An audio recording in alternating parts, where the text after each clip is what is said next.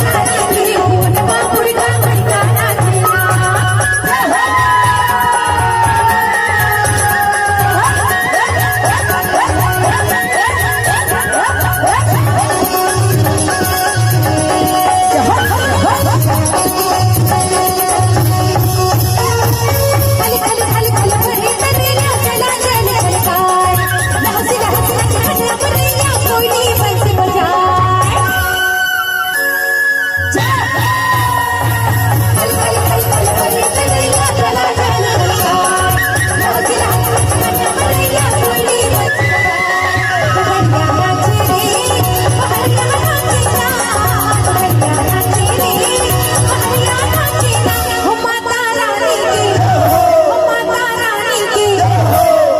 वैसे तो हम लाखों हजारों की भीड़ देखे हैं आज तक, लेकिन आज भरका टोला में एक एक आदमी एक एक हजार के बरोबर लागत है। तो आप नीचे हाथ गोड़ सकेल के बैठो तो कैसे चलिए?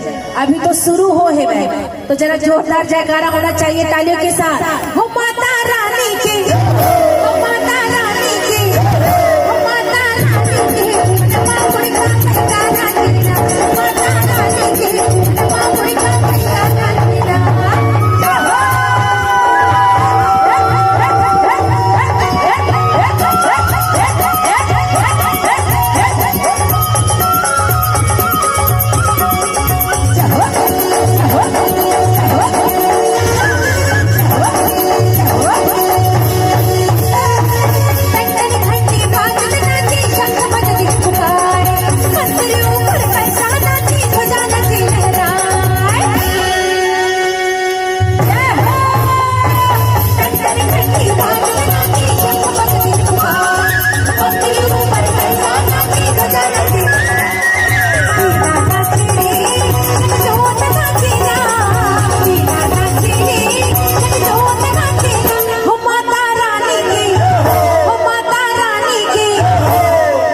सबसे काम के बाद ये पूरा संसार में नारी सशक्तिकरण के जमाना चलत है ना, कि नारी पढ़ेगी और दुनिया गढ़ेगी। तो आप मन तो साक्षात शक्ति के स्वरूपा हो।